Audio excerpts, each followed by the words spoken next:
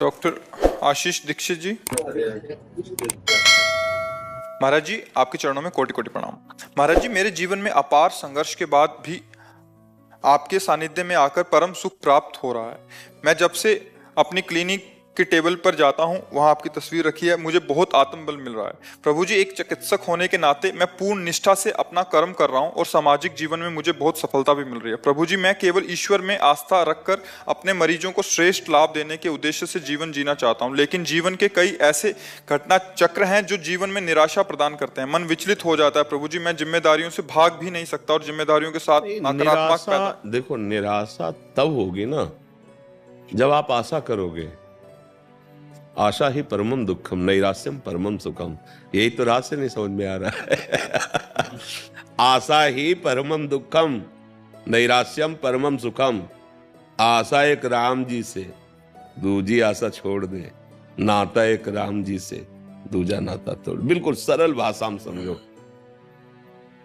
प्रभु की शरण में हो तो ज्यों ज्यों राखत हो, त्यों त्यों रहियत हो हे हरि। आप जैसे रखो।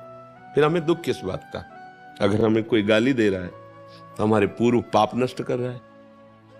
जो हमें दंड भोगना पड़ता वो कटु वचन से दूर कर रहा है। कितना बढ़िया, सुन लिया बस खत्म। वही दंड भोगना पड़ता। जो निंदा कर रहे हैं, अपमान कर रहे हैं, जैसे कोई किसी ने कहा, आप कहते हो सहो, अगर हम सहेंगे तो बढ़ता चला जाएगा, तो तुम रोक लो। तुम रोक लो। अभी तुम शुरू करोगे, जेल जाओगे, जीवन भर बंदी बन करके दुख भोगोगे। और तुम चुप रहोगे ना तो उसका कर्म उसे नष्ट कर देगा। तुम्हारे नष्ट करने की जरूरत नहीं है। अवश्य में भोक्तव्यम कृतम कर्म शुभाशुभम। वो अशुभ कर्म कर रहा है ना, तुम बचाओ अपने आप को। उसको दंड उसका कर्म दे देगा। किसी और को देने की जरूरत, तुम्हें देने की जरूरत नहीं। शांत रहो, गंभीर रहो। भगवान सबका भरण पोषण करते हैं। अपने कर्तव्य में कायरता मत रखो। जैसी परिस्थिति आवे उसमें निराश मत हो।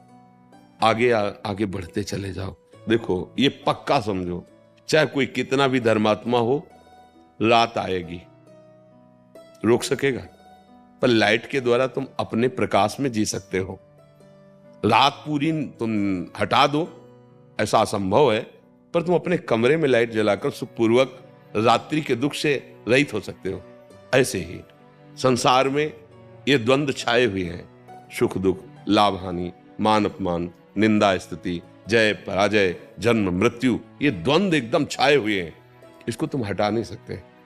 तुम ज्ञान का प्रकाश करके अपने हृदय में इस अज्ञान द्वंद्वों से द्वंद्वातीत हो सकते हो। अगर अपने को सुधारने चलो तो तुम्हारे हृदय में द्वंद्व व्यापेंगे नहीं। संसार में नहीं रहेंगे, ऐसा नहीं। जो जितना अपने को बदलना चाहता है वही बदल पाया है। किसी की सामर्थ्य नहीं है कि बदल पावे।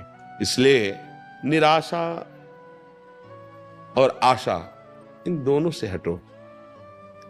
आप चाहते हो जागतिक उन्नति, प्रभु पता नहीं आपको किस जगह पहुंचाना चाहते हैं। शायद वो अपना अंग सेवी बनाना चाहते हो, जगत में ना फंसाना चाहते हो। आपको क्या पता वो क्या देना चाहते हैं। हम लोगों की हालत यह है, जैसे एक गरीब आदमी गांव का किसी चक्रवर्ती सम्राट के समीप जाए और सम्राट प्रसन्न होकर के कहे, मांगो जी क्या चाहिए। उसे जी कहे, एक बैल है, गाय है, भैंस है, 1 साल के लिए चारा दे दीजिए और सब पूरे घर को 1 जोड़ी कपड़ा दे दीजिए और साल भर के लिए भोजन दे दीजिए। वो समझेगा बहुत कुछ मांग लिया। हिम्मत नहीं ना उसकी। अगर वो राजा के ऊपर छोड़ दे कि हम क्या मांगे साहब, आप जैसा, वो दे देगा पूरे जीवन के लिए, ले दे देगा। हमारी भूल होती है। एक बार राष्ट्रपति, उदाहरण, एक राष्ट्रपति भारत का, एक बार स्वतंत्रता दिवस था तो तिहाड़ जेल में गए। सब कैदियों को बुलाया, बोले आज के दिन हमारा भारत स्वतंत्र हुआ था, इसलिए आज जो मांगेगा वो हम सब कुछ देंगे।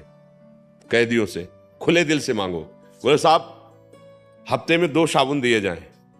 ठीक है, लिख लो। साहब सर्दियों में जो कंबल दिया जाता है बहुत हल्का होता है, अच्छा होना चाहिए। अब जिस कोठरी में रहते हैं उसे पुतवा दिया जाए। सबने सब मांगा। वो एक बड़ा चतुर था, बाद में उठा और गया, बोले साहब जेल से मुक्त कर दीजिए। बोले इसको मुक्त, सब बोले मुझे, बोले नहीं तुमने साबुन मांगा, तुम्हें मुक्त ले। ऐसे ही है, हमारी हालत ऐसी है कि अगर भगवान भी मिल जाए ना तो तो इसी जेल में संसार दुख खा ले, लड़का दे दो, रुपया दे दो। हाँ हाँ, ये ये नहीं कहेगा कि मुझे जीवन मुक्त कर दो प्रभु अपनी माया से। हमारी हालत यही है। तो हमें चाहिए कि हम आशा प्रभु के ऊपर छोड़ दें। जैसे चाहो आप मेरे स्वामी हो, कर्तव्य में प्रमाद नहीं करूंगा, धर्म विरुद्ध आचरण नहीं करूंगा, और जैसे रखोगे मुस्कुरा के रहूंगा।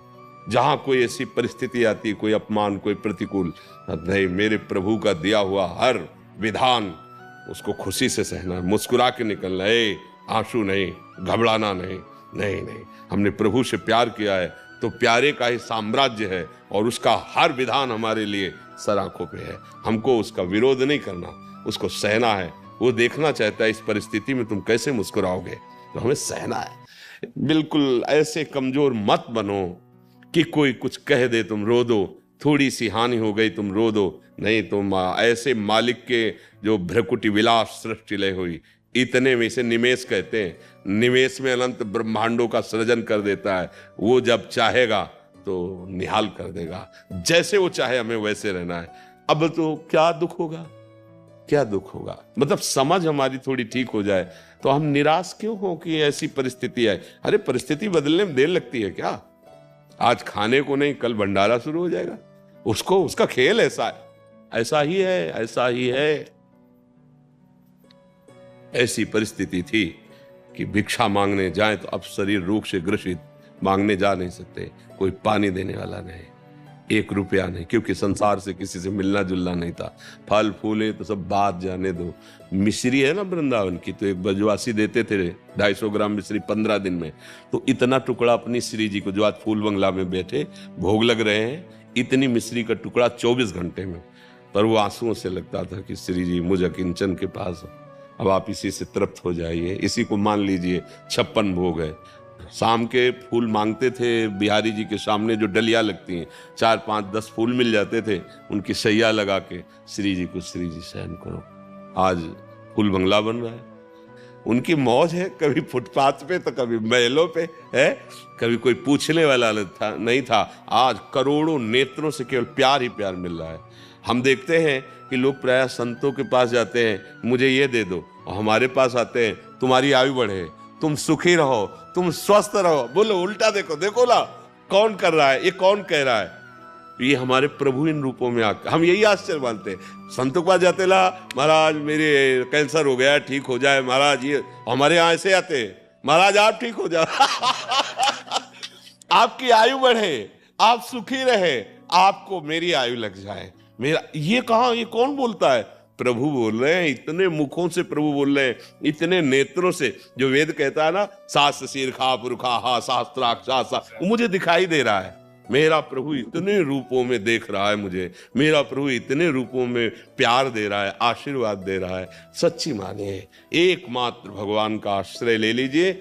जिस दिन आश्रय पक्का हो गया, पक्का का मतलब जैसे गाय बांधता है ना खूंटे पे किसान, तो ठोकता है और फिर हिला के वही देखता है कि अगर हमसे हिला तो अभी और पिटेगा, फिर और ठोकता है उसे, और जब देखा कि नहीं हिल रहा तब गाय बांध। ऐसे ही कुछ है शरणागति में, अगर हम हिल रहे हैं तो भी पिटाई बाकी है, अभी ठुकाई होगी। पक्के शरणागत जहां हो गए फिर निहाल, ये अनंत ब्रह्मांड साम्राज्य आपका, क्योंकि आपने स्वामी को सर्वस्व अर्पित कर दिया, तो स्वामी ऐसे उदार के अपना सर्वस्व अर्पित कर दिए। इसलिए सावधान, हम निराश तो होना, निराश ना, आएंगी परिस्थिति। ऐसा नहीं कि आपके ऊपर आएंगे, ऐसा नहीं है। कोई ऐसा बताओ विश्व में, जैसे कि मैं संकटों से लड़ रहा हूं, कोई ऐसा विश्व में एक बता दो, अरे जिनके यहां भगवान अवतरित हो रहे, स्वयं सच्चिदानंद वपु श्री कृष्ण, हथकड़ी और बेड़ियां पड़ी हुई, कंस के कारागार में, राक्षसी स्वभाव वाले सैनिकों से सुरक्षित कारागार, गर्भावस्था है लेकिन हथकड़ी और बेड़ियां, और गर्भ में कौन पधारे हैं? अखिल कोटि ब्रह्मांडों के स्वामी भगवान है, जिनके भगवान पुत्र राम रूप में अवतरित हुए। उन माता को वैधव्य, पिता का परलोक गमन, 14 वर्ष अयोध्या वासियों के आंसुओं की झड़ी विराग्नि में जलते रहे। भाई देखो भगवान अवतरित हुए, देखो ना नंगे पैर वनवास प्रभु का, सीता जी का हरण, रावण से, आप देखो ना जीवन। तुम्हारा संघर्ष क्या है? अपने लोग कह देते ना कि भाई हमारा बहुत संघर्ष। आपका क्या संघर्षमय जीवन है? आप घर में तो रह रहे हो, प्रभु को घर में भी रहने नहीं दिया। 14 वर्ष का वनवास सरकार को प्रिया श्री आजू के साथ, जहां फूल न चुभ जाए ऐसे चरणारविंद, वहां कंकड़ और पथरीली भूमियों में, जंगल में जहां कांटे, वहां प्रभु विचरण कर रहे। इसलिए धैर्य धारण कर, हम प्रभु के बच्चे हैं, हमें कभी घबराना नहीं और धर्म त्याग नहीं करना। धर्म से चलो, नाम जप करो, आप देख लोगे। हम ये नहीं कहते कि तुम्हारा पति बन जाओगे, हम ये कहते हैं कि तुम ऐसे धनी हो जाओगे कि चाह नहीं रह जाएगी। सबसे बड़ा धनी कौन? जिसकी चाह ही नहीं है। नहीं तो कोई 1 लाख की मांग करता, कोई 1 करोड़ की मांग करता, कोई 1 अरब की मांग करता, तो सबसे बड़ा भिखारी कौन हुआ? 1 अरब वाला हुआ ना। वो कहते हैं 1 रुपया वाला, जो 1 रुपया मांग रहा है ना, बोले बड़े भिखारी है। नहीं नहीं, भिखारी वो तो छोटे हैं, आप बड़े भिखारी हो। आपको 1 अरब चाहिए, वो 1 रुपये में संतोष कर लेगा, तुम्हें 1 अरब में संतोष रहे। धैर्यपूर्वक विवेक के द्वारा समझो, हम प्रभु की कृपा से संतुष्ट हो जाएं, चाह मिट जाए, आनंद हमारे हृदय में उल्लसित हो रहा है। किसी बाहरी वस्तु और क्रिया से जो आनंद प्राप्त होता है वो आनंद नहीं है, वो आनंद कोश से है। और जो आनंद सच्चिदानंद स्रोत से प्रकट होता है वो अबाध होता है, कभी बाधित नहीं होता। ज्ञान मार्ग में है जो आनंद कोश का बात कर दे, वो आनंद सिंधु स्वरूप की तरफ बढ़ता है। अभी तो हम जरा सा कुछ सात्विक भाव आया तो उसका आनंद, कभी विषय आनंद। तो धैर्यपूर्वक चले, निराश